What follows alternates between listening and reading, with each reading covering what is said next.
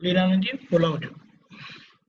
नमो वितरागाय नमो वितरागाय नमो वरिहंताणं नमो वरिहंताणं नमो सिद्धाणं नमो सिद्धाणं नमो आयरियाणं नमो आयरियाणं नमो वत्सयाणं नमो वज्रायाणं नमो लोये सौव साहुणं नमो लोये सव साहुणम् ऐसो पंचन मुक्कारो ऐचो पंचन मुक्कारो सौव पावपणासनो सौवपावप्पणासनो मंगलाणं च सुबेसिं मंगलाणं च सवेसिं परमं हवै मंगलम्। पद्मं हवै मंगलम्। ओम नमो भगवते वासुदेवाय ओम नमो भगवते वासुदेवाय। शिवाय ओम नमः शिवाय। सच्चिदानंद। जय सच्चिदानंद। सभी महात्माओं को जय सच्चिदानंद। आज फिर से भरत भाई साहब आ गए हैं एक नया पद को अनुवाद करके, हिंदी में अनुवाद करके, और वे हमें सुनाएंगे। भरत भाई। जय सच्चिदानंद साहेब। जय सच्चिदानंद। ये पद है भोजनालय शौचालय। ये पद कविराज ने ऐसे लिखा था, वो दादा भगवान के साथ ट्रेन से यात्रा में कहीं जा रहे थे। एक स्टेशन पे उतरने से सामने ही दिखा भोजनालय लिखा हुआ एक पाटिया। तो सबने देख लिया वो भोजनालय है करके। यहाँ से फिर थोड़ा आगे बाहर निकलने के लिए गए तो वहां पे लिखा हुआ था एक जगह पे शौचालय यानी टॉयलेट। तो दादा भगवान बोले, देखो यहाँ पे भोजनालय है और यहाँ पे है शौचालय। मीन्स जो पूर्ण होता है वही गलन होता है। ये सब कहने के बाद कविराज ने ये पद उनको स्फुर गया और उन्होंने ये लिखा है। भोजनालय शौचालय पूर्ण गलन व शुद्ध आत्मा, इतनी ही प्रतिष्ठा में तन्मय है जगतात्मा।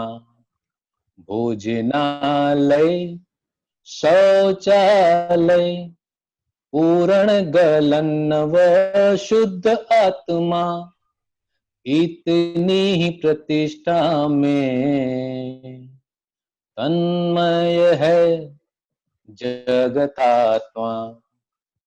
रोज सवेरे जल्दी से उठ के दातून जीभी व चाय पानी, लोटा संडास व स्नान आदि में चारित्र मोहनीय खर्च हुई। रोज सवेरे जल्दी से उठ के दातून जीभी व चाय पानी, लोटा संडास व स्नान आदि में चारित्र मोहनीय खर्च हुए। लट्टू है भरमालय, आदतों से घूमता मूड आत्मा, मैं ही करता हूँ मानता है उससे मेरा कह के लिपटे ममतात्मा। भोजनालय शौचालय पूर्ण गलन व शुद्ध आत्मा, इतनी ही प्रतिष्ठा में तन्मय है जगतात्मा। औरत को गृह काम, आदमी को ऑफिस, मस्तक मुजब सिलवटे पगड़ी की। औरत को गृह काम, आदमी को ऑफिस, मस्तक मुजब सिलवटे पगड़ी की।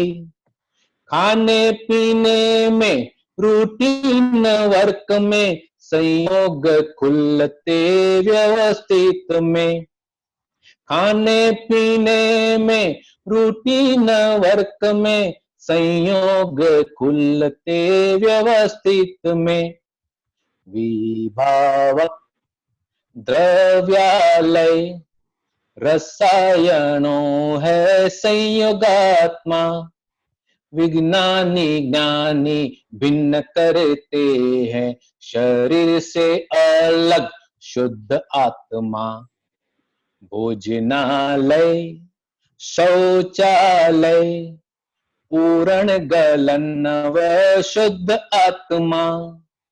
इतनी ही प्रतिष्ठा में तन्मय है जगतात्मा। तन्मय है जगतात्मा। भोजनालय शौचालय भोजनालय शौचालय। जय सच्चिदानंद। जय सच्चिदानंद। बहुत अच्छे, बहुत अच्छे। अच्छा, वेरी गुड। પુલિનાનંદજી, આમાં તમારે સમજાવવું હોય તો સમજાવી શકાય એવું છે કે પૂરણ ગલન જે પૂરણ કરેલું છે એ જ ગલન થઈ રહ્યું છે. આત્મા તો જેવો છે એવો શુદ્ધ ને ચોખ્ખો જ છે. हाँ, ये भरत जी जैसे बोल रहे हैं, ये पद में थोड़ा ऐसा संकेत है कि हमारा जीवन क्या है, मनुष्य जीवन क्या है, पूर्ण और गलन ही है ना। सांसारिक जीवन क्या है, जैसे शरीर का एक पूर्ण गलन होता है, हम खाते हैं और टॉयलेट होता है या बाहर सब गलन होता है, निकलता है। इसी तरह ये भी हमारा जीवन जो है वो भी एक प्रकार के कर्मों का पूर्ण है और कर्मों का गलन है। और किसके आधार पे है? तो गलन है वो व्यवस्थित के आधार पे है, पूर्ण है वो हमारे जो भाव है, हमारी समझ के अनुसार जो हम भाव करते हैं उसके आधार से हम कर्म का पूर्ण करते हैं, कर्म का गलन करते हैं। आत्मा इन सब से भिन्न है। दरअसल विनाशी आत्मा, अविनाशी आत्मा भिन्न है। वो परमानंद स्थिति में है और उसको कुछ स्पर्श नहीं करता है, ना दुख होता है, वो परमानंद स्थिति में है। इंद्रिय का कोई उसको दुख या सुख स्पर्श नहीं करता है। और वो हमारा वास्तव में स्थिति, हमारी वास्तविकता क्या है? वास्तव में हम शुद्धात्मा है और ये शरीर, ये जो बाहर का पैकिंग है वो पूर्ण गलन स्वभाव का है। एक स्थूल पूर्ण गलन जो हम खाते हैं और वो निकलते हैं, जो आसानी से समझ में आता है। और आध्यात्मिक परिभाषा उसके अपेक्षा से एक कर्मों का पूर्ण गलन है, बस और कुछ नहीं है। जो कर्म हम चार्ज करके आए वो आज प्रारब्ध के अनुसार सब एक एक आएंगे और फिर हम उसका निकाल हो जाएंगे। और जिसको मोक्ष जाना है उसका ये एक ही उद्देश्य होता है कि जो भी आज कर्म है उसका निकाल करो। हमारी भाषा में फाइलों का संभव से निकाल करो, बस। ये अगर बात समझ में आ जाए कि पैकिंग अलग और मैं अलग, और ये पैकिंग वाला जो भाग है वो उदय कर्म के अधीन है, उसमें मुझे सिर्फ उसका निकाल करना है। निकाल वितरकों की भाषा में क्या है कि बिना राग द्वेष निकाल करना है। बिना राग द्वेष यानी उसमें तन्मयाकार नहीं होंगे तो राग द्वेष नहीं होगा। जितना हम तन्मयाकार हो गए, जितना हमको थोड़ा स्पर्श हो गया, टच हो गया, तो उतना थोड़ी असर हो जाएगी। अच्छी चीज में अपने साथ कोई अच्छे से व्यवहार करता है, कोई अच्छा पकवान आया है, कोई अच्छे कपड़े पहनने को मिले, कोई भी चीज़ जहाँ पसंद है उसमें तन्मयाकार होंगे तो वो राग जैसा या गमा हो जाएगा, और नापसंद में तन्मय हो जाएंगे तो अणगमा या द्वेष जैसा हो जाएगा। तो वितराग या ज्ञानी बोलते हैं कि तू इसमें तन्मयकार मत होना, और जो भी हो रहा है उसको देखते जाओ, बस। हमारे इसमें, हमारे परिभाषा में उसको ज्ञाता दृष्टा रहो, उसका देखभाल करो, बस। किसको देखभाल करनी? फाइल नंबर 1 की देखभाल करनी। फाइल नंबर 1 के मन में क्या विचार आते हैं और क्या जाते हैं। फाइल नंबर 1 के क्या विचार आते हैं और क्या जाते हैं, वाणी कैसे निकलती है, लोग कैसे बात करते हैं। तो इस प्रकार से हमें सिर्फ ज्ञाता दृष्टा रहना है, वर्तन हमारे साथ कैसा हो रहा है और हमारा यानी फाइल नंबर 1 का दूसरों के साथ वर्तन कैसे हो रहा है, उन दोनों का ज्ञाता दृष्टा रहना, ज्ञाता दृष्टा रहना, वो हमारे इस अक्रम विज्ञान का मर्म है। और आज हम जो ये सब स्वाध्याय कर रहे हैं इतने समय से, तो उसका मूल आशय या उसका जो हमें काम निकालने का है, वो इतना ही काम निकालना है कि कैसे हम अधिक से अधिक हमारी जागृति बनाएं, ताकि हम जो ये डिस्चार्ज होती हुई फाइल नंबर 1 है उसको उसके ज्ञाता दृष्टा रह सके। हमारा पूरा यही एक हमारा स्वाध्याय का मूल हेतु है। और उसमें हमें सहायक जो बनती है वो हमारी ये 5 आज्ञाएं है। 5 आज्ञाएं जो है वो हमें इस जागृति को रक्षण करती है चालू व्यवहार में, ताकि हम ये पूर्ण गलन होता हुआ जो भाग है फाइल नंबर 1 उसमें तन्वयाकार ना हो और उसके हमसे ज्ञाता दृष्टा है। सामान्य तौर से अज्ञान दशा में हमारी क्या रहती है, हम देखते हैं लेकिन दूसरों को देखते हैं, सामने वाले ने ऐसा किया, उसने ऐसा किया, ये ऐसा करता है, ये सही है, वो गलत है, तो दूसरों को देखने की एक आदत है। और जब हम मोक्ष जाते हैं, मोक्षगामी जो व्यक्ति है वो किसको देखता है? वो केवल और केवल खुद की प्रकृति को ही देखता है। महावीर भगवान ने दीक्षा लेने के बाद 12.5 साल जो किया वो यही था। वो केवल और केवल महावीर भगवान का जो शरीर है, उनका जो एक पुद्गल बोलते थे, वो केवल और उनके ही पुद्गल का ज्ञाता दृष्टा में रहते थे। ये महावीर को किस प्रकार के उदय आ रहे हैं, किस प्रकार के संयोग आ रहे हैं, अच्छे बुरे, बस केवल और केवल उनको देखते थे। ज्ञान तो था ही उनके पास, ज्ञाता दृष्टा पद में थे। और फिर पूरे निर्जरा हो गई, लास्ट आवरण, आखिर का आवरण निकल गया और फिर केवल ज्ञान खुला हो। दादा भगवान बोले हमको भी उसी दशा में रखा है। इस अक्रम विज्ञान की बदौलत से हमको वही सम्यक ज्ञान, वही सम्यक दृष्टि प्राप्त हुई है। शुद्धात्मा हूँ और सम्यक नहीं, सहायक संकेत प्राप्त हुआ है। ऐसा संकेत जो आने के बाद कभी नहीं जाएगा, क्योंकि हमारी प्रतीति तो हरदम बनी रहेगी।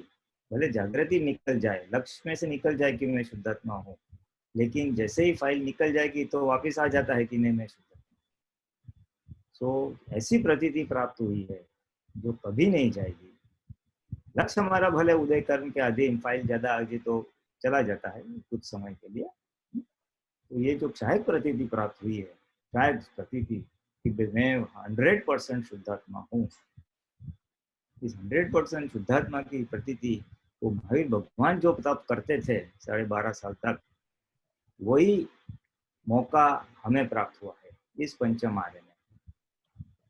उनका तो सत्युग था, हमारे पंचम आर्य में हमारे पास यही मौका, एग्जैक्टली उस प्रकार की एक तक मिली है कि हम भी जो केवल और केवल हमारे फाइल नंबर 1 का ज्ञाता दृष्टा रहे, तो जो भी आते हैं संयोग, पसंदीदार या नापसंदीदार, दोनों के हम ज्ञाता दृष्टा रह सकते।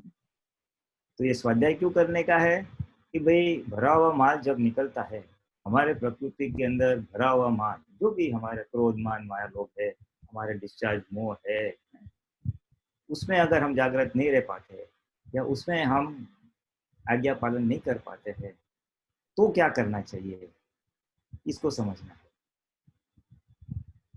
जितना हम हमारी खुद की फाइल नंबर 1 को समझ पाएंगे कि भाई ये कैसे कैसे संजोगों में आज्ञा के अनुसार चलती है, कैसे कैसे संजोगों में किसी को दुख नहीं पहुंचता है, और कैसे कैसे संजोग में दुख हो जाता है दूसरों को, कैसे कैसे संजोग में सामने वाला दोषी दिखाई देता है, भले वापिस पीछे से निर्दोष हम उसको ठहराते हैं जागृति और ज्ञान के उसके सहायता से, लेकिन कहाँ कहाँ पे हम चूक जाते हैं, कहाँ पे हमारी वितरागता आगे पीछे हो जाती है, और ऐसे संजोगों में इसका उपाय क्या है ताकि हमारी वितरागता बनी रहे, ये समझने के लिए हम ये स्वाध्याय कर रहे हैं। हम स्वाध्याय इसीलिए कर रहे हैं ताकि हमें ये समझ में आए कि हमें क्या करना चाहिए। और ये ज्ञाता दृष्टा एक बार पकड़ में आ गया, फिर कोई परेशानी नहीं, फिर तो बस, फिर तो परमानंद की अनुभूति होगी। फाइल के रहते हुए भी, फाइलों का रहते हुए भी हम ज्ञाता दृष्टा रह पाएंगे, और वो ज्ञाता से है तो फिर आनंद ही आनंद। दुख होते हुए भी दुख स्पर्श नहीं करें, हम कैसे एक नंबर से सेपरेट अलग रह सके, इतना ही हमें समझना है।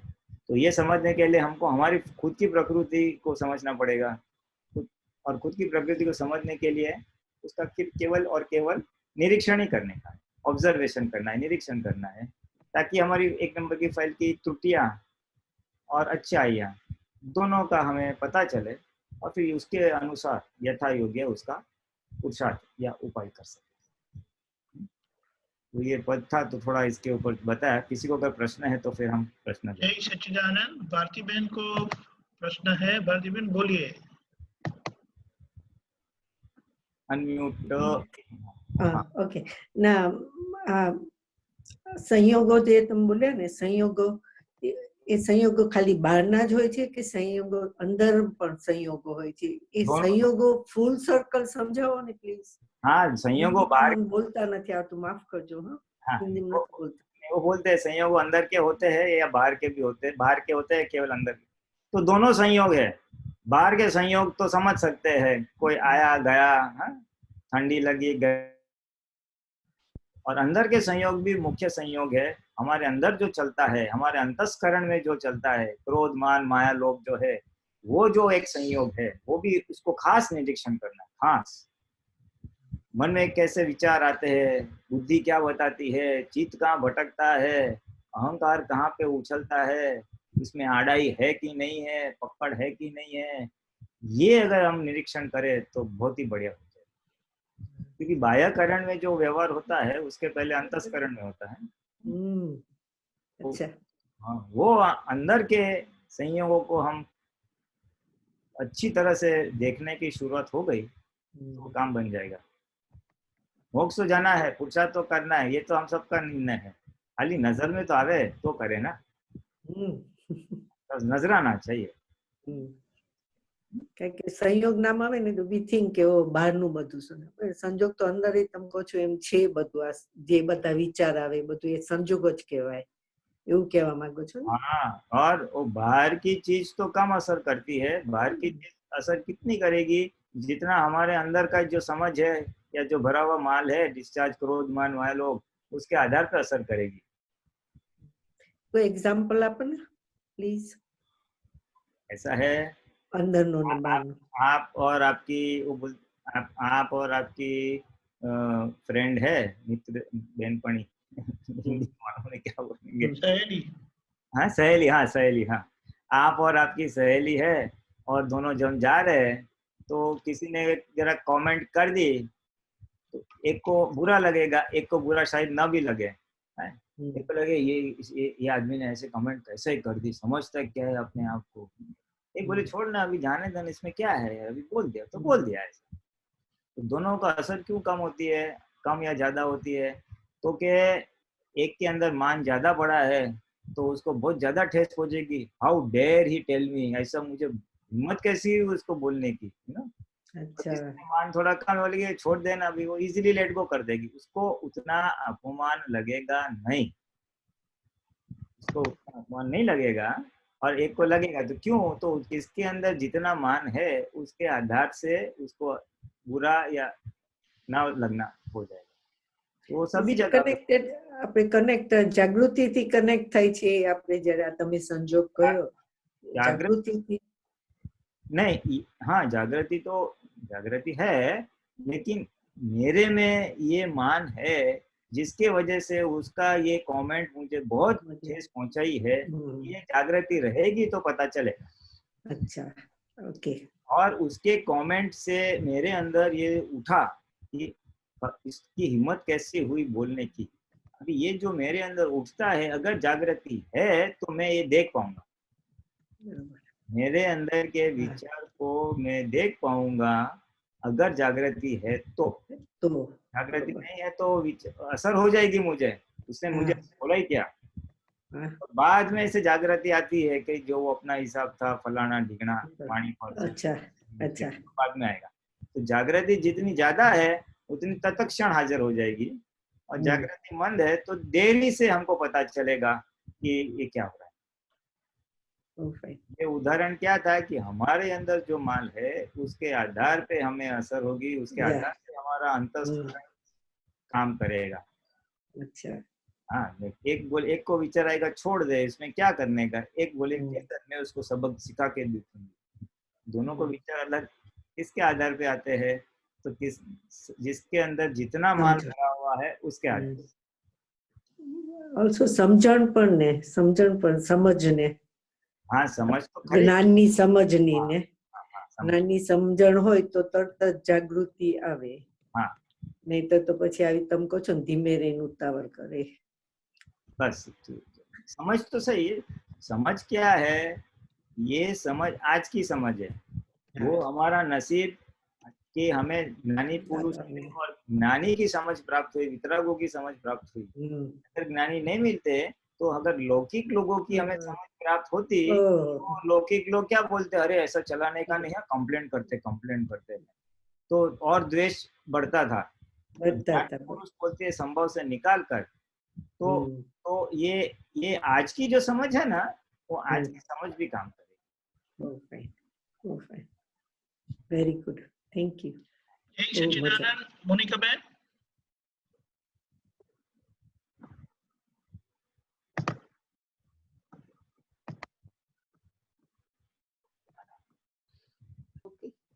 जय सच्चिदानंद। जैसे स्वामी जी, लोभ समझ में नहीं आता है। जैसे आप थोड़ा सा पकड़ में आया है कि लोभ है हम में, तो जैसे आप लोभ दिखने लगा है तो उसको किस तरह से हमें उसमें वो करना है, पुरुषार्थ। लोभ का एक सामान्य डेफिनेशन क्या है कि इकट्ठा करना। हाँ। लौकिक में क्या समझते हैं, जो पैसा बहुत जमा करता है या पैसा वापरता नहीं है उसको लोभी बोलते हैं। लेकिन लोभ हर जगह पे है, पैसे में है, वस्तु में है, मान में भी लोभ हो सकता है। मुझे ज्यादा मान किसके पास से मिलेगा, मैं संडे को फ्री हूँ तो कौन सी सहेली के पास जाऊंगी जो मुझे ज्यादा अच्छी तरह से बात करेगी या थोड़ा कम मान देगी, है ना। तो मान यानी इकट्ठा करना, और हम खर्चा नहीं कर सकते। फिर वस्तु है, पैसा है, हमारी काबिलियत है किसी भी चीज में। मेरे को कुछ अच्छा पकवान बनाने को आता है और मैं सीक्रेट रखती हूँ, ज्यादा लोगों को शेयर नहीं करती हूँ, तो एक लोभ का एक प्रकार ही है वो। हम दूसरों को बांट नहीं सकते। हमारा ज्ञान या हमारे पास जो काबिलियत है हम दूसरों को बांट नहीं सकते हैं, स्वार्थ है हमारा उसके पीछे। तो ये भी सब लोभ है। यानी लोभ की तो मैंने आपको लोभ की एक थोड़ी ब्रॉड डेफिनेशन दे दी, एक विशाल थोड़ी व्याख्या दे दी। और हमको जो करना है वो खाली एक निश्चय है कि भाई हमको चारे कषाय से मुक्त होना है, क्रोध मान माया लोभ चारों से मुक्त होना है। ये हमारी एक भावना है। और जैसे जैसे हमारे पास समझ प्राप्त होती है और इस समझ के अनुसार हम यथा योग्य समय संजोग के अनुसार पुरुषार्थ कर सकते हैं। अच्छा, जैसे अगर हमें पता चल गया कि हमारी ये लोभ की चीज, मतलब हम लोभ कर रहे हैं। जैसे क्या होता है, हम लोग मार्केट जाते हैं तो 3-4 दुकानों पे हम पहले तलाश करते हैं, फिर जहां हमें लगता है कि रेट कम होता है तब हम वो चीज लेते हैं। तो वो क्या हमारा लोभ ही है? नहीं, वो लोभ जनरल ना, वो लोभ में नहीं माना जा सकता है। वो थोड़ा हम सस्ता भाव में ढूंढना, तलाश करना वो बराबर है, वो नॉर्मलिटी है तो ठीक है। लेकिन लोभ किस में जाएगा, जानबूझ के वो सस्ती सब्जी लेके आएगा, उसके बाद पैसा है फिर भी वो पैसा नहीं खर्चा करेगी, ये बहुत महंगा है, ये नहीं, ये सस्ता लेते हैं। नॉर्मलिटी से बिलों में जाता है ना, तो फिर वो लोभ में जाएगा। जैसे बहुत सारी चीजें एक साथ ले लेते हैं, सस्ता पड़ता है, तो वो लोभ में आएगा। वो अभी इकोनॉमी है, दैट डिपेंड्स। अभी ये हमेशा की आदत हो गई है और हाँ वृत्ति ऐसी हो गई है, वो हमारी वृत्ति क्या है, दानत क्या है, उसके ऊपर है कि हाँ हर टाइम ऐसा करता हूँ ताकि मुझे, अभी इकोनॉमी है तो करने में वांधा भी नहीं है, लेकिन नॉर्मलिटी से ज्यादा हो तो फिर वो लोभ में जा सकता है। नहीं, अगर आप नॉर्मलिटी मानो हर टाइम आप ज्यादा लेते हैं, अभी एक कुछ समय संजोग में हुआ कि अभी ज्यादा नहीं ले सकते, तो हाँ अगर अंदर से बुद्धि बताती है अरे कितना महंगा मैं तो हाँ, इतनी सस्ती लाती थी, वही होता है। तो फिर वो लोभ में जा सकता है, क्योंकि भाई वो तो उस समय उतनी इकोनॉमी की, अभी इस समय इकोनॉमी पॉसिबल नहीं है, तो हाँ, नॉर्मलिटी में रहना, तो फिर नहीं रह सकते, तो लोभ का सूक्ष्म भाग कह सकते हैं। नहीं तो जैसे अब हमें पता लग गया है तो अब हम इसमें पुरुषार्थ क्या करेंगे कि हाँ हम नॉर्मलिटी से ज्यादा कर रहे हैं। पुरुषार्थ तो हमारा ये रहेगा कि ऐसा नहीं होना चाहिए, ये गलत है, हाँ उसका ऑपोजिट करने का फिर। कैसे?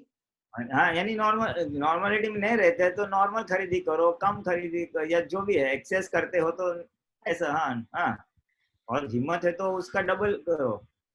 यानी मैं खर्चा नहीं कर पाती हूँ और मेरे पास है और मैं नहीं कर पाती हूँ, तो मैं जानबूझ के खर्चा करूंगी, बुद्धि के विरुद्ध जाके करने का, तो लोभ टूटेगा। अच्छा, और एक सूत्र था कि मन वचन काया से चोरी न करें, उसी को ही यथार्थ लक्ष्मी पूजन कहा जाता है। तो यहाँ समझ में नहीं आ रहा है कि मन वचन काया क्या? मन वचन काया से, एक तो काया से चोरी यानी क्या है, चोरी, काया से चोरी समझ सकते हैं ना, किसी का हम उठा के लेके आए, उसको पता नहीं हाँ चला हाँ, चोरी। आया समझ में। हाँ और एक में चोरी नहीं कर पा रही हूँ लेकिन चोरी करने के विचार दृढ़ आ रहे हैं, मैं चोरी कर लेनी हाँ चाहिए, चोरी करना चाहिए, मेरे पास हो जाए तो अच्छा, मैं लेके आऊंगी ऐसा, वो मन से चोरी कर दी। और वाणी से तो क्या है कि हम करते नहीं है लेकिन करने की बोलते, या चोरी करना है, एक ले लिया होता तो अच्छा होता था, मेरे काम में आ जाता, तो वाणी से हम व्यक्त करते हैं ना, ऐसा वो वाणी से चोरी। हाँ हाँ, ठीक। यानी चोरी, इसका मीन्स मीनिंग, बेसिक मीनिंग क्या है कि हमें स्थूल चोरी तो नहीं करनी चाहिए, लेकिन चोरी करने के विचारों को भी हमें हमें को उसको वो नहीं देना चाहिए, चोरी करने के विचार नहीं करने चाहिए, लेकिन विचार हम्म, डिस्चार्ज है, इसलिए हम क्या बोल सकते हैं कि उस विचार को हमें उसमें तन्मय होना नहीं चाहिए, या वैसे विचारों को स्वीकृति नहीं देनी चाहिए, उसको कैंसिल करके या उड़ा देना चाहिए मन के लेवल से, उसको मन वचन काया से चोरी न। मतलब अगर मन जो चीज हमें करने को कहता है उसके विरुद्ध हमें करना है, हाँ, लोभ को तोड़ना है तो लोभ को तोड़ना है तो दादा भगवान का एग्जाम्पल है ना, एक आदमी था, वो बोल रहा था दादा मेरे में इतना लोभ है ना कि मैं बिल्कुल पैसा नहीं खर्चा कर सकता, मुझे अच्छे काम में वापरना है, बिल्कुल नहीं कर पाता हूँ। फिर दादा ने बोला था कल तू सत्संग में आएगा ना तो हाथ में चिल्लर, पैसे का कॉइन्स का चिल्लर लेके आना, और रिक्शा में आते आते रास्ते में ऐसा डालते जाना, फेंकते जाना, तो तेरा लोभ टूटेगा। फिजिकली उसको जबरदस्ती फेंकाया, तो भाई मुट्ठी जो एकदम टाइट बंद थी तो थोड़ी सी ऐसे खुली, फिर उसकी हिम्मत से पैसा वापस नहीं। तो ये उसके ऑपोजिट करने वाला का एक एग्जाम्पल। ठीक, आया समझ। हाँ। ठीक, जय सच्चिदानंद। जय सच्चिदानंद। अशोक जी, ओके। गीता बहन,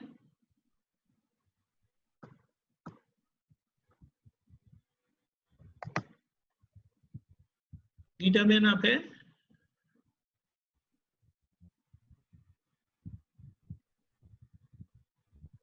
अशोक जी, अनम्यूट करना पड़ेगा उनको, नहीं वो नहीं है। है ना? हाँ हाँ, यस अशोक यस, जी, हाँ बोलिए। हाँ सर, आज एक सूत्र है स्वामी जी जय सच्चिदानंद हाँ कि हमें मनुष्य के साथ वो एक सूत्र आया है कि हमें मनुष्य का विरोधी नहीं होना है, उसके अज्ञान का विरोधी होना है, और मनुष्य के साथ वैर नहीं है, उसके अज्ञान के साथ वैर है। ऐसे सूत्र है। हाँ, सूत्र है। देखो, मनुष्य के साथ वैर नहीं है वो तो समझ सकते हैं, किसी के साथ हमें वैर रखना नहीं है, वो जो है वो उसका व्यवहार है, जो वो कर रहा है वो व्यवहार है, तो ये वो अलग है और व्यवहार अलग है, वो उसकी समझ के अनुसार व्यवहार कर रहा है, इसलिए उसको दोषित ना देखते हुए उसके ऊपर वैर नहीं रखना चाहिए, ऐसा कहना चाहते। इंसान गलत नहीं होता है, उसके संजोग के अनुसार वो व्यवहार करता है, इसीलिए एक प्रकार से ये हमारी पास वितरागों की जो समझ है ना, वो ऐसी रहती है कि उसके उदय कर्म उसके पास करवा रहे हैं, आज उसके हाथ के सत्ता नहीं है। ये समझ के साथ वितराग पुरुष सामने वाले के ऊपर करुणा रख सकता है, उसको निर्दोष देख सकता है। सामने वाले को निर्दोष कैसे देखेंगे भाई? वो अलग है, शुद्धात्मा है वास्तविकता में, और उसका पैकिंग वाला जो भाग है वो उसके उदय कर्म के अधीन है। उसके पास बेचारे के पास ऐसे कर्म है और ऐसी समझ है जिसकी वजह से आज उसका डिस्चार्ज व्यवहार इस प्रकार का है। इसलिए उसका भला हो, उसको सद्बुद्धि हो, उसका कल्याण हो, इस प्रकार की वो भावना रखते हैं, और उसको निर्दोष या उसके ऊपर फिर वो अभाव या गलत भाव नहीं आते। ये उसका मर्म है। ये जो आपका सूत्र है ना, ये सूत्र का मर्म ये है कि मनुष्य गलत नहीं होता है, उसके कर्म या संजोग के अनुसार वो क्रिया करता है। तो हमें ये समझ के हमें हमारा बिगाड़ना नहीं है। हमारा बिगाड़ना यानी उसके प्रति अभाव तिरस्कार या द्वेष रखना नहीं। हमें वितराग रहना है। हमें हर संजोगों में, हर व्यक्ति के साथ या हर संजोगों के साथ वितराग भाव से स्वीकार करना, ये एक खास हमारी एक समझ या हमारी एक जागृति डेवलप करनी।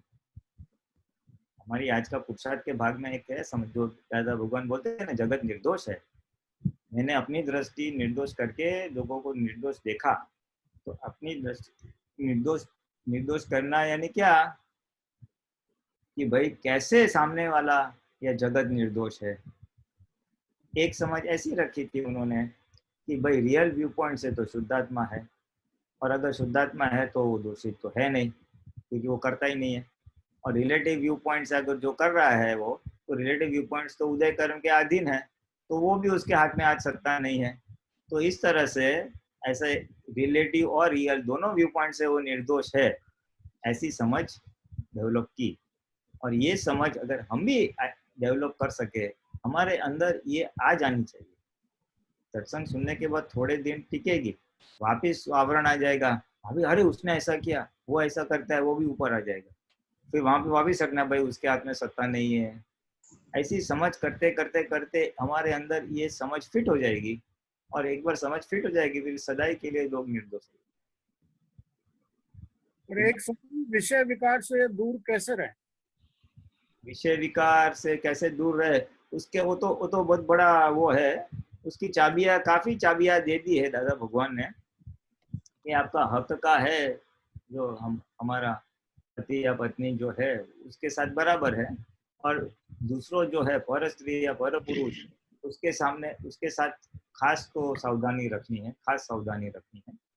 और उसमें चाबियां दे दी है दादा ने कि अगर हमारी दृष्टि उनके ऊपर खींची जाती है, आकर्षित होती है, तो वहां पे हमें वास्तविकता दिखाकर। वो चीज नहीं है, मैं तो और चीजों के बारे में पूछ रहा हूँ। कौन सा विषय विकार की बात कर रहे हैं आप? और कई प्रकार के शौक होते हैं ना आदमी को। अच्छा, 5 इंद्रियों के सुखों के बारे में? हाँ। 5 इंद्रियों के सुखों के बारे में तो हमको ये पहले समझ लेना चाहिए कि ये सुख टेम्पररी है।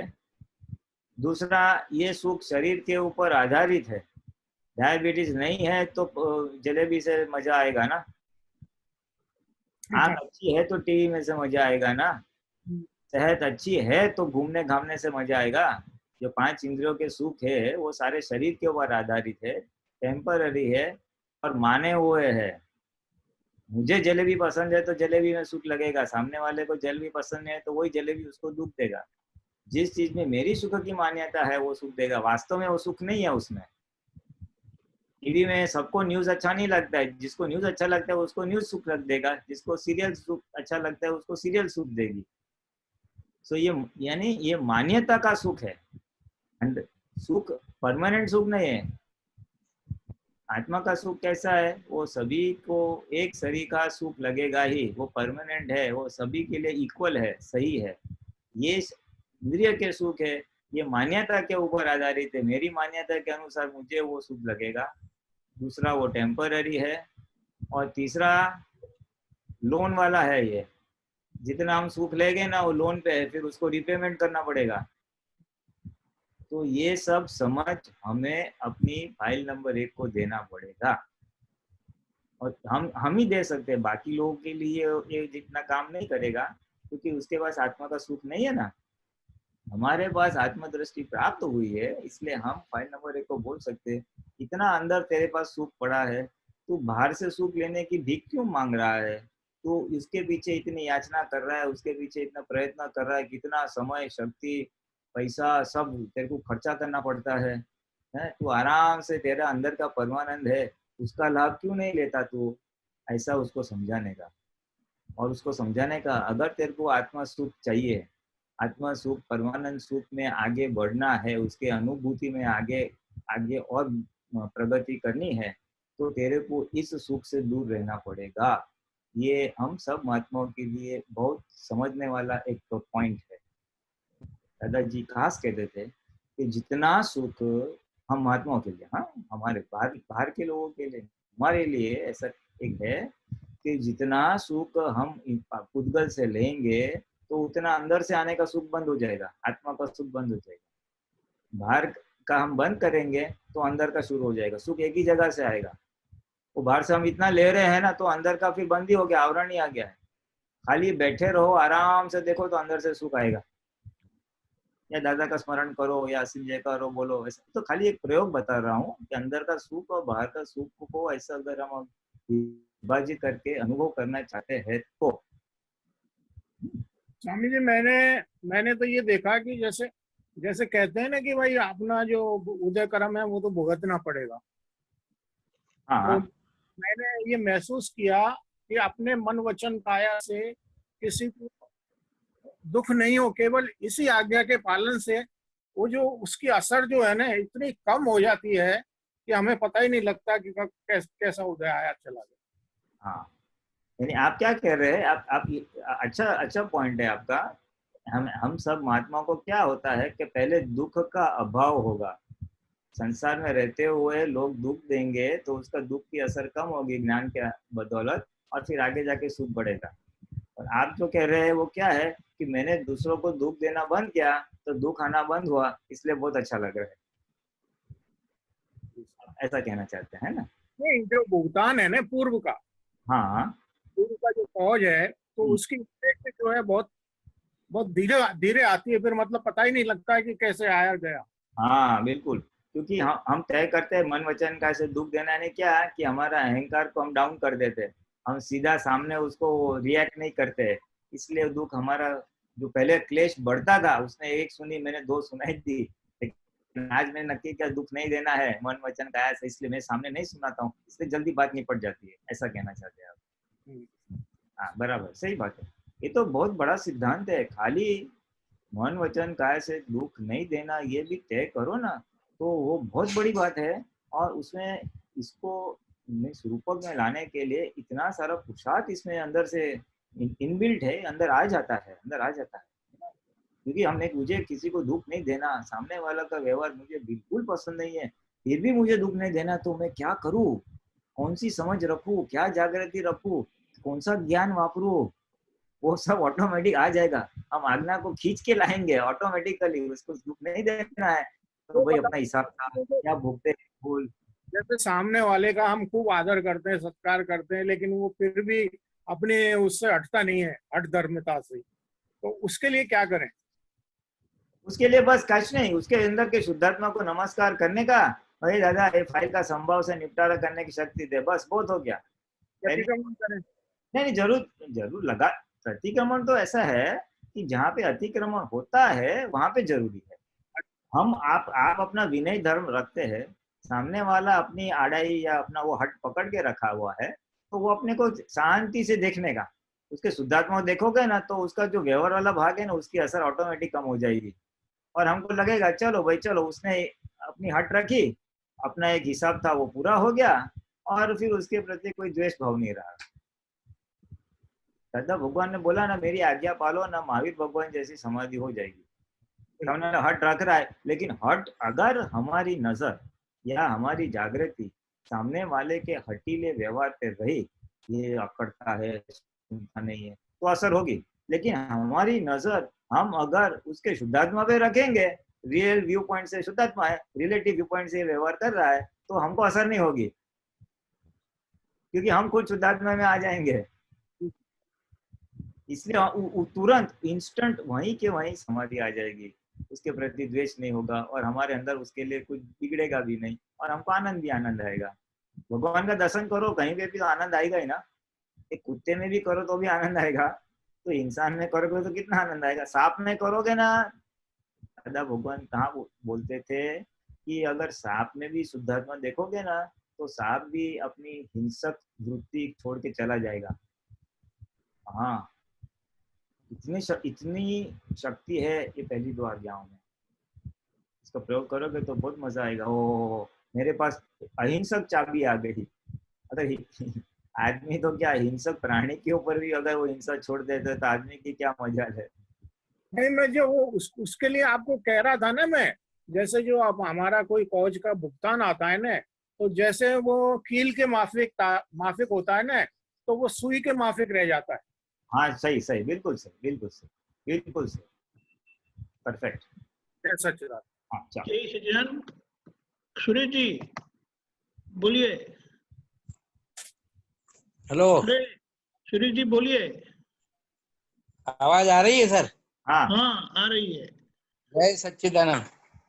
मैं कई दिनों से सोच रहा था कि मनुष्य ज्ञान विधि लेता है, रोज सुबह सुबह करता है सच्चे धर्म से, सच्चे परम विनय से, और बाद में फिर से वो लापरवाह हो जाता है अपनी भावनाओं के प्रति।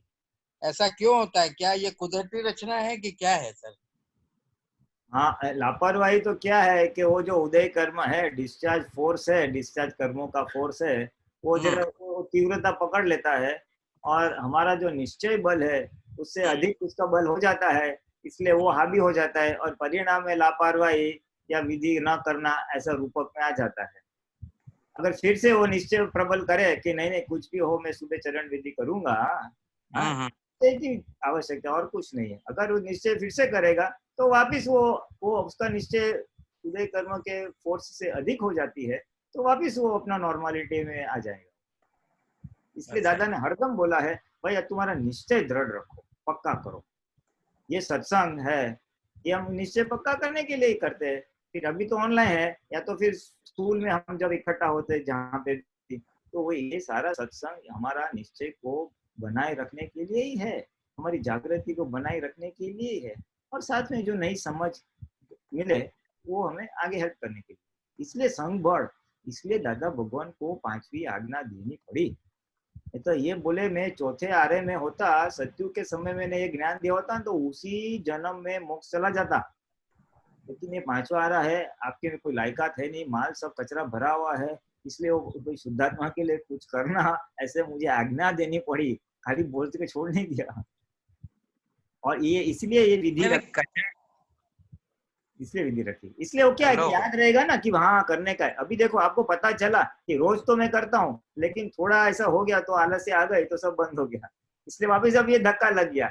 हम सभी महात्माओं को ऐसा आता ही है, थोड़ा धक्के की जरूरत है बस, नैमित्तिक थोड़ा बोल दिया किसी ने तो वापिस शुरू हो जाता है, इतना कुछ वो नहीं हो जाता है, क्योंकि वो नहीं करने से उसको खुद को अच्छा नहीं लगेगा, बोलेगा मेरा अंदर का सुख है, वितरागता है, सब वो निकल गया, मैं चिड़चिड़ा रहता हूँ, रिलेटिव व्यू पॉइंट में देखते रहता हूँ, सब पैकिंग ही देखता हूँ, तो उसको खुद को पता चलेगा मेरा अंदर का आनंद चला गया, इसलिए वो वापिस रिवर्स ही आएगा, वृत्ति हमारी बाहर नहीं जाएगी, अंदर तो है, तो वापिस अंदर के सुख की और ही वृत्ति आएगी और ऑटोमेटिकली आ जाएगी। थोड़ा नैमित्तिक धक्का ही चाहिए बस। ठीक ठीक ठीक ठीक है सुरेश जी। गीता बहन। हाँ स्वामी जी बोलिए।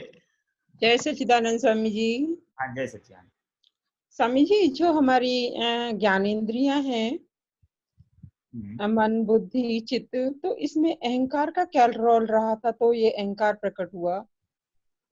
वो टीचर है। मन बुद्धि चित्त अहंकार बोल रहे हैं तो ये ज्ञानेंद्रिय में नहीं आएगा, वो ये अंतस्करण में आएगा। हाँ हाँ, अंतस्करण के जो भाग हैं।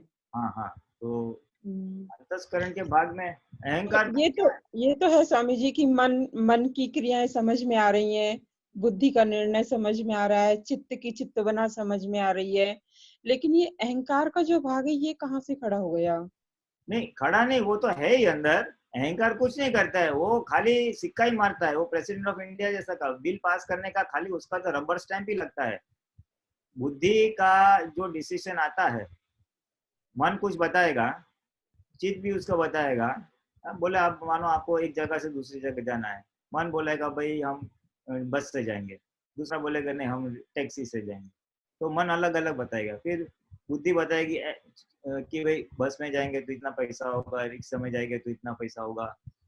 चित्त बताएगी देखो बस में जाएंगे इतना धक्का होगा, इतनी गर्दी होगी, हम टैक्सी में जाएंगे तो इतने आराम से जाएंगे। चित्त तस्वीर बताएगा, मन विचार बताएंगे, दोनों का नफा नुकसान देख के बुद्धि एक डिसीजन पे आएगी, वह ये करते हैं, मानो हम बस में जाते हैं। तो अहंकार क्या करता है? अहंकार खाली ये सी करता है। अहंकार खाली अहंकार और बोलता है कि मैंने ऐसा तय किया। अहंकार खिला अहंकार करता है, वो तो अंधा ही है, वो तो किसी बुद्धि के चश्मे से या बुद्धि के कहने पे ही चलता है। या तो बुद्धि के कहने पे चलेगा कभी, या तो कभी मन के कहने पे चलेगा, बाकी उसका स्वतंत्र कोई अस्तित्व ही नहीं है। इसलिए हमारा पुरुषार्थ कहाँ है कि इस अहंकार को मन के पक्ष में या बुद्धि के पक्ष में उसको अंदर वो तन्मयाकार न होने देना। जो अगर ये हमारे मोक्ष मार्ग के विपरीत बातें बताते हैं तो सत्संग में जाओ, अभी सोने का नहीं है, चलो 3 बजे सत्संग में बैठने का है, ऐसा अगर मन बताता है जो हमारे मोक्ष मार्ग के लिए सहायक है तो उसका सुनने का। लेकिन जहाँ जहाँ ये मोक्ष से हमें वंचित करता है, ऐसे प्रकार के विचार आते हैं या ऐसे प्रकार की विपरीत बुद्धि का प्रभाव आता है, तो वहां पे उसका नहीं सुनना वो आज का पुरुषार्थ है। और सुनना नहीं सुनना वो कौन है? तो वो अहंकार का वाला भाग है ना, वो उसमें या तो स्वीकृति करता है या तन्मयकार होता है, या स्वीकृति नहीं करता है और सेपरेट रहता है। अहंकार खाली ब्लाइंडली फॉलो करते हैं, बाकी कुछ नहीं है, उसका खुद का कुछ नहीं है।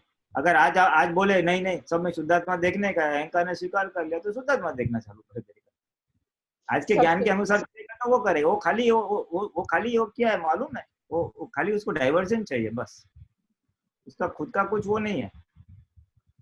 वो दूसरों के आधार पे ही चलता है, या तो आज के मेरे प्रज्ञा के अनुसार चलेगा, या तो मेरे जो लाई हुई अज्ञा के अनुसार चलेगा।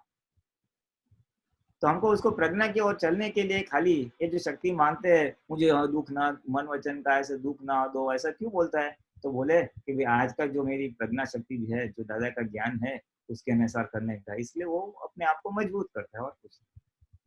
उसको सिर्फ हमको ढालना है, यू हैव टू ओनली क्या डाइवर्ट करना है उसको एक जगह पे। स्वामी जी, जो अंतस्करण में जो कॉज डलते हैं वो अफेक्ट में कैसे परिवर्तित होते हैं, क्या प्रक्रिया है उसकी? एग्जांपल दो, क्या क्या बोलता है? कोई आप अंतस्करण में जो कॉज डलते हैं, क्या कैसे प्रकार के कॉज? कैसे प्रकार के कॉज? जो अफेक्ट में आते कॉज ही तो अफेक्ट में आते हैं नेक्स्ट लाइफ में। और नेक्स्ट लाइफ में तो इफेक्ट आएगी, कॉज बोल रहे हैं आप। हाँ, तो आप कौन से प्रकार के जिक्र कर रहे हैं? हाँ, तो कॉज उदाहरण इकट्ठे होंगे वही तो अफेक्ट में आएंगे ना स्वामी जी। तो हाँ, वो कॉज कैसे मतलब बनना बंद हो ताकि अफेक्ट में ही ना आए? मूल कॉज तो हमारे बंद हो जाते हैं अभी ध्यान लेने के बाद। नए कर्मों का जो चार्जिंग है, जो हमें संसार में रखड़ाएंगे, संसार में हमको वो करेंगे, वो कॉज तो बंद हो जाते हैं। इसलिए अभी हमारे लिए वो कॉज की बहुत परेशानी नहीं है।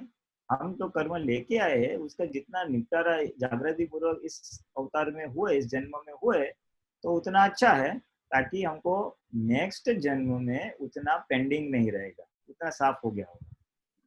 और जो हम इतना एक ही जगह पे कॉज चार्ज ऐसा बोला जा सकता है कि वो जो हम 5 आज्ञा पालन करते हैं ना, तो उससे हमारी जागृति उससे हमारे क्या होता है, जो कर्म है ना निर्जरा होती है, और एक प्रकार का पाप एक प्रकार का पुण्य बनता है। और ये पुण्य कैसा है कि हमें श्रीमंत स्वामी या मोक्ष की ओर ले जाने वाले ऐसे उदय कर्म आएंगे, ऐसा शरीर, ऐसा संजोग मिलेगा कि हम केवल ज्ञान की ओर आगे बढ़ सके, क्योंकि हमने आज्ञा पाल के काफी हद तक आवरण हटा दिए है ना। किसी के साथ है नहीं जमता है, लेकिन उसके प्रति आज हम द्वेष नहीं करते, और केवल चौथी आज्ञा का पालन करते हैं, मानो ये तो एग्जाम्पल है कि इस फाइल का संभव से निपटारा करो, तो हम उसमें द्वेष से हम अलग हो जाते हैं, तो द्वेष वाला भाग पूरा निकल गया। इसलिए नेक्स्ट टाइम ऐसा अच्छा सुंदर मिलेगा संयोग कि हमको द्वेष वाला रहेगा, हम वितराग रहेंगे। तो इस प्रकार के उसको उत्कृष्ट संयोग, और नाम देना है तो पुण्य दे सकते हैं हम। इस प्रकार के इस प्रकार के उत्तम पुण्य आएंगे जिससे ये होगा, इस प्रकार से उत्तम पुण्य आएंगे जिससे हम केवल ज्ञान हमारा खुलेगा, ऐसा होगा। स्वामी जी आवाज आ रही है स्वामी जी? हाँ जरा एक सेकंड में, एक सेकंड। हाँ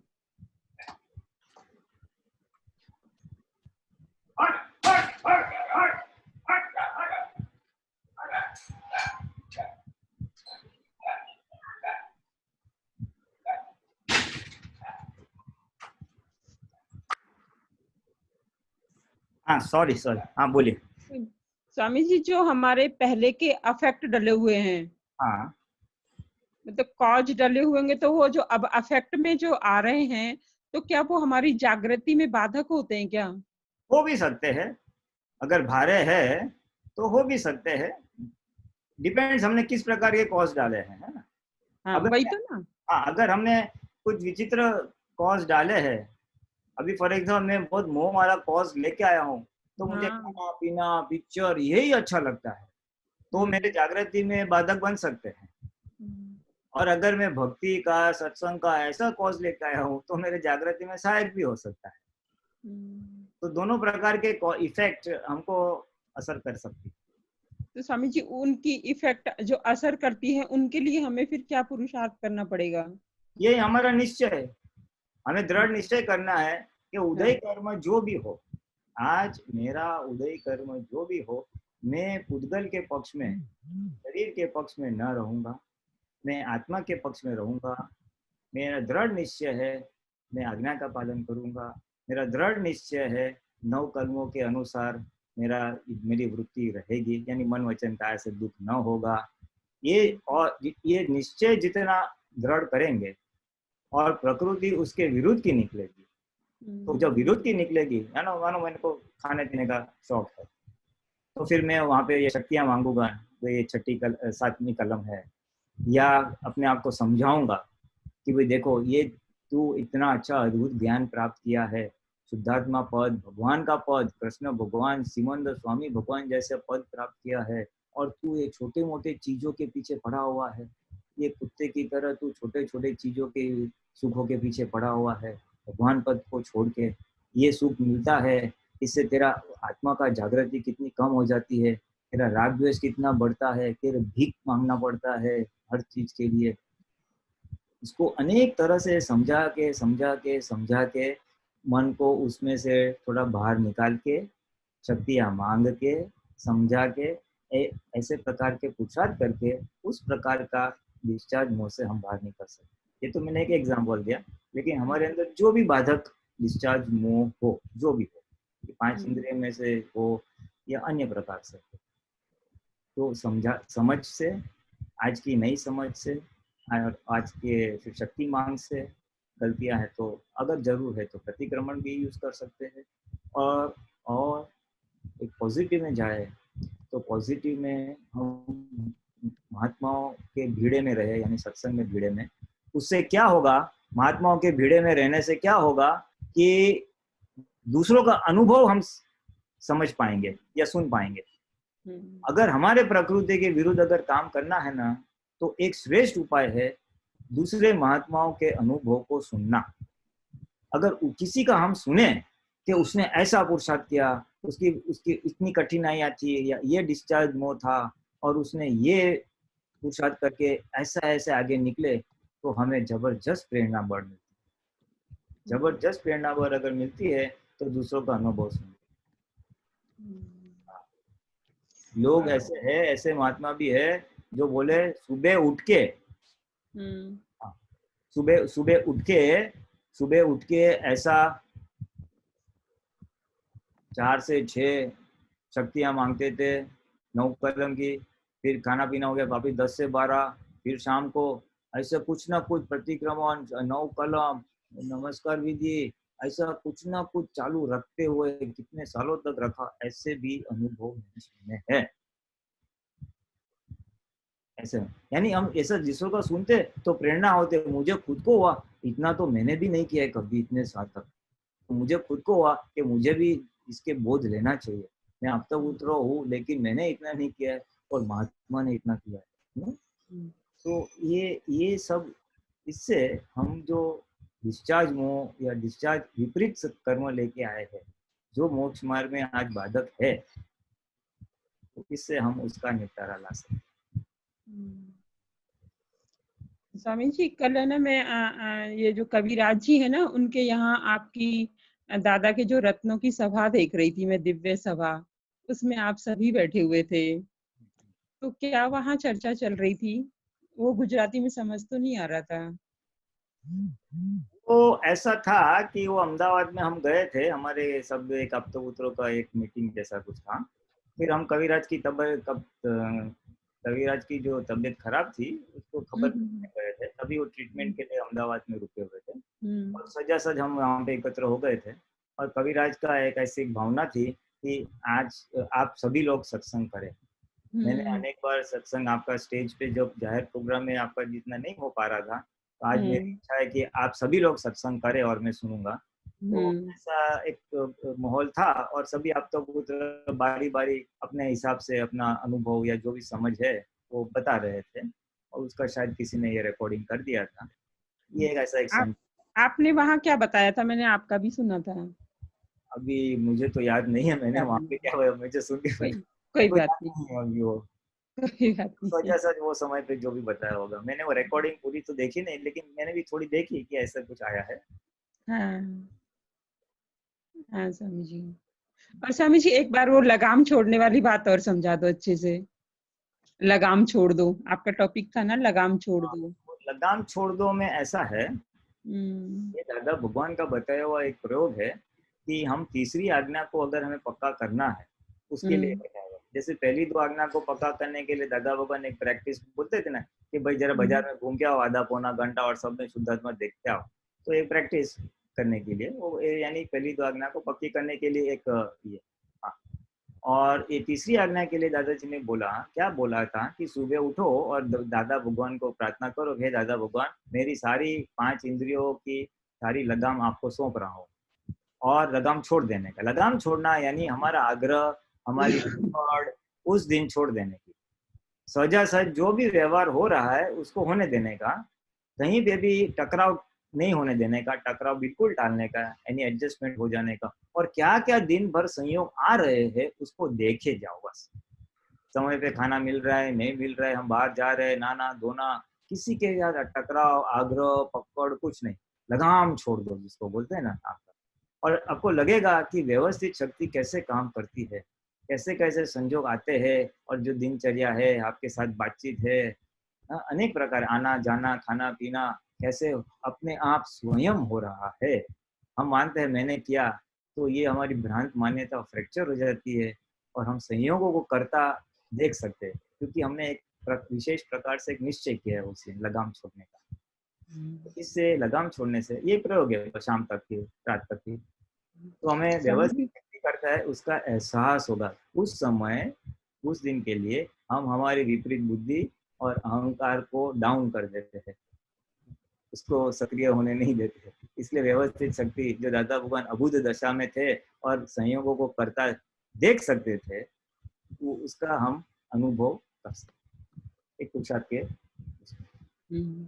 स्वामी जी जब हम लोग जॉब करते हैं ना, तो जब तो इतना, अब तो लॉकडाउन है तो आराम से बैठे हैं, आराम से सत्संग सुन रहे हैं, लग रहा है कि सत्संग पूरा हमारे अंदर जा रहा है और मतलब बहुत अच्छी सी एक अनुभव हो रहा है और मतलब डेवलप भी हो रहा है हर चीज को समझने का। लेकिन जब जॉब करते हैं ना तो भागे भागे भागे भागे, घर संभाले, ऑफिस संभाले, तो वो सब उतना है ना, उतना सब मतलब डाउन हो जाता है। तो वो कैसे वापस से प्रिपेयर रहे हमारे अंदर?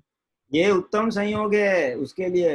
अभी ये जो ये चल रहा है ना उसमें सब सुनने का, हमारे प्रश्नों का समाधान लेने का, दूसरों के प्रश्न से हमें कुछ जो बोध मिलता है वो समझ लेने की, और खास दिन में थोड़ा समय अपने लिए खास निकालो, 15 मिनट, 20 मिनट, 1 घंटा, जितना संभव है उतना, और अपनी प्रकृति के ऊपर पुरुषार्थ करो कि मेरी प्रकृति में क्या है जो मेरे मोक्ष में बाधक है, और वहाँ पे कौन सा तरह का ज्ञान उसको मैं इस्तेमाल कर सकती हूँ, क्या नव कलम बोलो, प्रतिगमन करो, या कुछ भी हो, अपनी समझ को परिवर्तित करो, ये अपनी प्रकृति पर अवश्य पुरुषार्थ करो, ताकि जब लॉकडाउन खुल जाएगा तो ये अपनी प्रकृति, आपकी प्रकृति इतनी साफ हो जाएगी ताकि वो उस समय चालू काम में भी वो जागृति बने। अपनी प्रकृति पे क्या मतलब, क्या प्रकृति में क्या, जैसे हाँ, हमारे क्रोध मान माया लोभ पे हमारी आड़ाई है, हम कहाँ टकराते हैं, अच्छा, कहाँ दोषित दिखाई देता है किसी का व्यवहार, हाँ, वहाँ पे हमें ये ज्ञान वापरना है और हमारे समझ को पूरा राइट कर देने का। मतलब अपने बैठ के, अपने शांत में, एकांत में बैठ के और अपने अंदर देखना है कि मुझे क्रोध भी, कहाँ क्रोध आता है, कहाँ मेरी मान मुझे बढ़ता है, कहाँ मुझे लोभ के परमाणु पड़े हुए हैं, ऐसे तरह देखना है। हाँ, एग्जैक्टली। उसी का तो निर्जरा करनी है ना। निर्जरा, हाँ ठीक है स्वामी जी, आप लोग आते हो तो इतना अच्छा मतलब हो रहा है, सत्संग का शिविर जैसा अनुभव हो रहा है। जैसे शिविर में होता है, सुबह चरण विधि भी होती है, दोपहर का सत्संग हो जाता है, शाम का हो जाता है, 10 बजे का हो जाता है। तो लेकिन इसका अभी हमको भाड़ा देना पड़ेगा, कुछ रिटर्न में देना पड़ेगा। अच्छा स्वामी जी क्या इतनी मेहनत दीपक आनंद कर रहे हैं, बहुत मेहनत कर रहे हैं, काम कर रहे हैं ये। हाँ, बहुत मेहनत कर रहे हैं। रिटर्न में कुछ देना चाहिए कि नहीं देना चाहिए? बिल्कुल देना चाहिए। हाँ, तो रिटर्न में एक ही है, आपको पुरुषार्थ करके ऐसा तैयार हो जाने का है जैसे दादा भगवान की इच्छा थी कि मेरे महात्मा ऐसे प्रतीक बने कि सुगंध फैल जाए अक्रम विज्ञान की। हाँ। ये आपको रिटर्न देना है, पुरुषार्थ करके अपने प्रकृति को इतना सुवास फैला दो कि लोगों का भी काम। ठीक है स्वामी जी। जय सच्चिदानंद स्वामी जी। शरण जी बोलिए।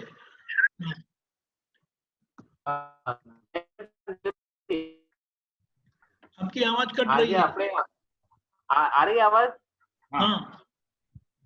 ये अभी जो भजन था ना, उसपे जो क्वेश्चन था ना, उसपे एक लाइन पे क्वेश्चन है, विभावी द्रव्यालय रासायनों से संयोग आत्मा, ये उसको थोड़ा समझाएंगे डिटेल में?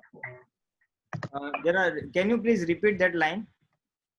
विभावी द्रव्यालय, लुक एट द स्क्रीन। विभावी रासायनों से संयोग आत्मा। एक मिनट, दीपक आनंद लगा रहे स्क्रीन पे। हाँ, देयर यू आर। ओके। विभाविक द्रव्यालय रसायनों से संयोग आत्मा, विज्ञानी ज्ञानी भिन्न करते हैं शरीर से अलग शुद्धात्मा। हाँ,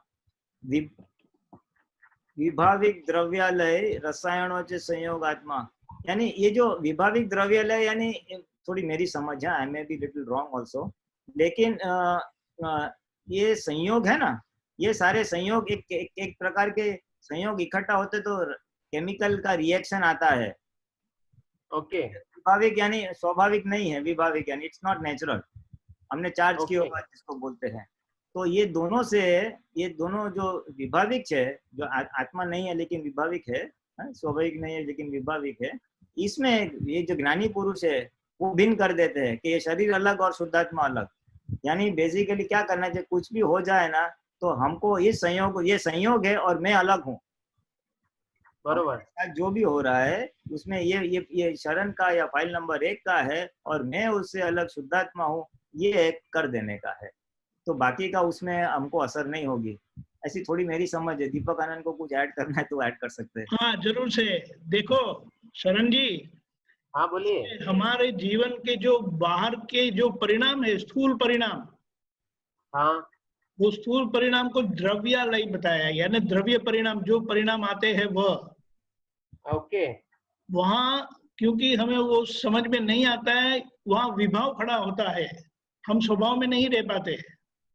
ओके। ये कैसे हुआ? और ये जो संजोग है, वो संजोग के पीछे पूरी कर्म की केमिस्ट्री है।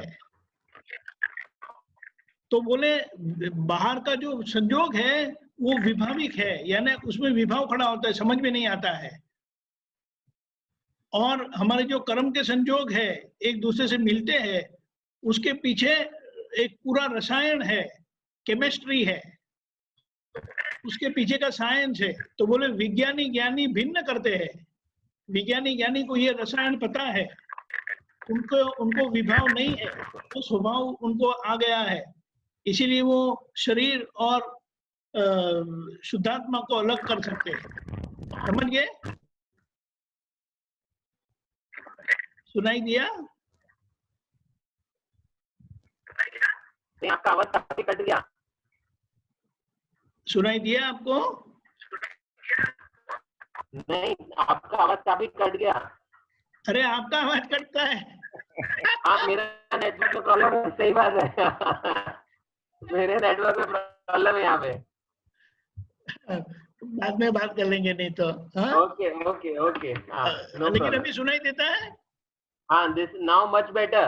हाँ, सी ये बाहर बाहर की जो दुनिया है ना, वो हमें समझ में नहीं आता, हम गुमराह हो जाते हैं, यानी वो विभाविक है, यानी समझ में नहीं आती है, उसमें विभाव खड़ा होता है। फिर से क्या है शरण जी?